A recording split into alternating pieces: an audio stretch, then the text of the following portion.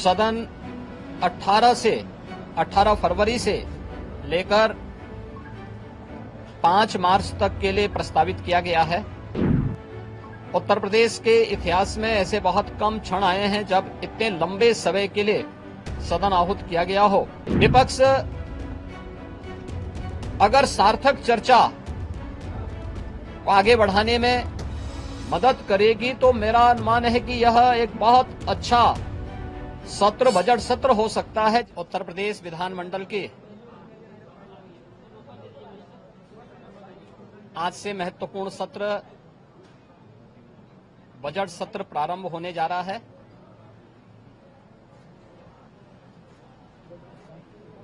विधानमंडल की इस कार्रवाई में भाग लेने के लिए आए हुए सभी माननीय सदस्यों का मैं स्वागत करता हूं। वर्ष का जो प्रारंभिक सत्र होता है, यह राज्यों के अंदर महामहिम राज्यपाल जी के अभिभाषण से इस सत्र की शुरुआत होती है। इसके अलावा वर्ष भर के लिए राज्य सरकार का बजट भी इसी सत्र के दौरान पारित होता है। अन्य विधायी कार्यों के साथ ही जनहित से जुड़े हुए, राज्य के विकास से जुड़े हुए महत्वपूर्ण मुद्दों पर भी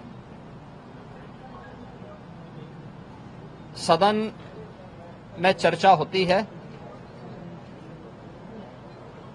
आज विधानमंडल की कार्रवाई प्रारंभ होने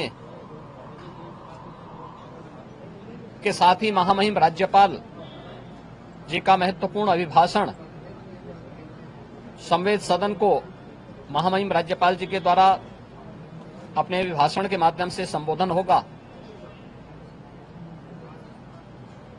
इसके उपरांत कल से महामहिम राज्यपाल के भाषण पर सदन में चर्चा भी होगी।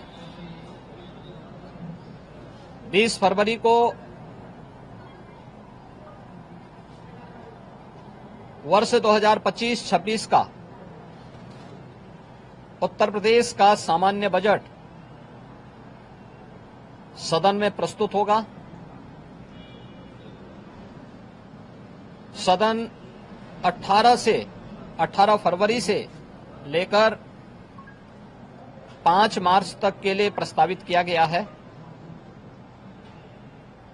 उत्तर प्रदेश के इतिहास में ऐसे बहुत कम क्षण आए हैं जब इतने लंबे समय के लिए सदन आहूत किया गया हो, लेकिन सदन की कार्रवाई सुचारू रूप से संपन्न हो, यह केवल सत्ता पक्ष का ही दायित्व नहीं होता है, बल्कि विपक्ष का भी उतना ही महत्वपूर्ण दायित्व बनता है। सदन चर्चा परिचर्चा का एक मंच बने। उत्तर प्रदेश के विकास को लेकर के डबल इंजन की भारतीय जनता पार्टी की सरकार ने पिछले लगभग 8 वर्ष के अंदर जो प्रतिमान स्थापित किए हैं वह अभूतपूर्व है। उसकी झलक अभिभाषण के माध्यम से भी और सदन के अंदर चर्चा परिचर्चा के माध्यम से भी देखने को मिलता है।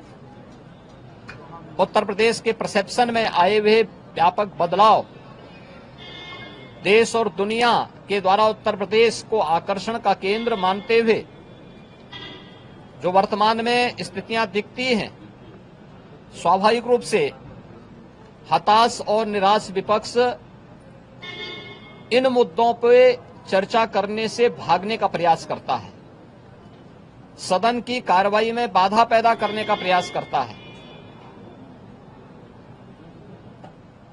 विपक्ष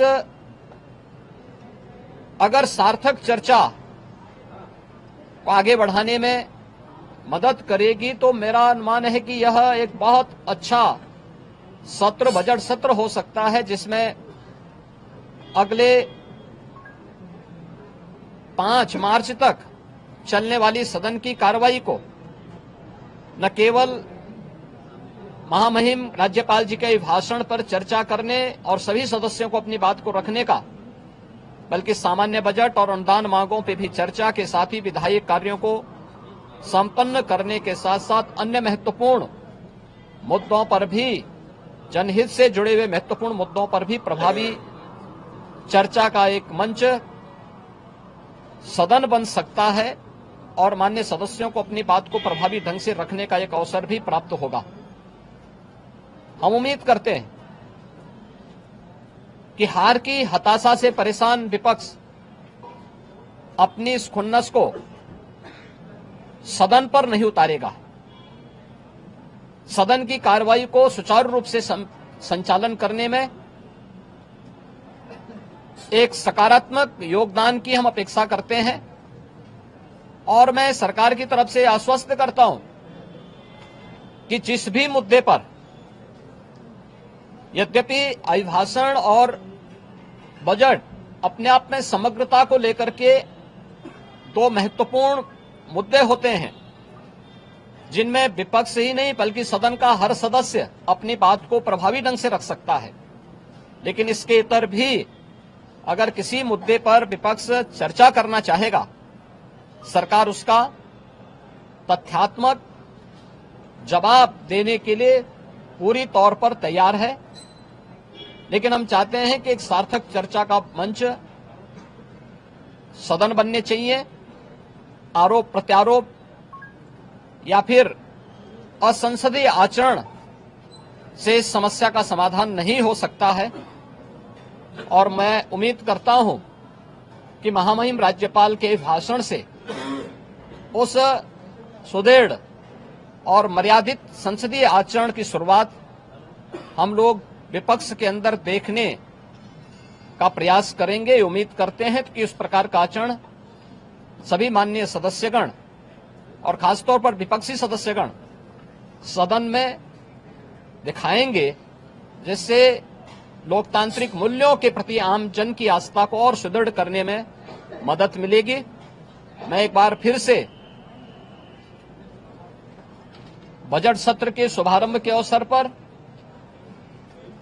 आज उत्तर प्रदेश विधानमंडल की जो कार्रवाई प्रारंभ होने जा रही है कुछ ही देर में, इसमें भाग लेने के लिए आए हुए सभी माननीय सदस्यों का हृदय से स्वागत करता हूं। हमसे जुड़े रहने के लिए हमारे YouTube चैनल को सब्सक्राइब करें और नई वीडियो की नोटिफिकेशन के लिए बेल आइकॉन को दबाएं।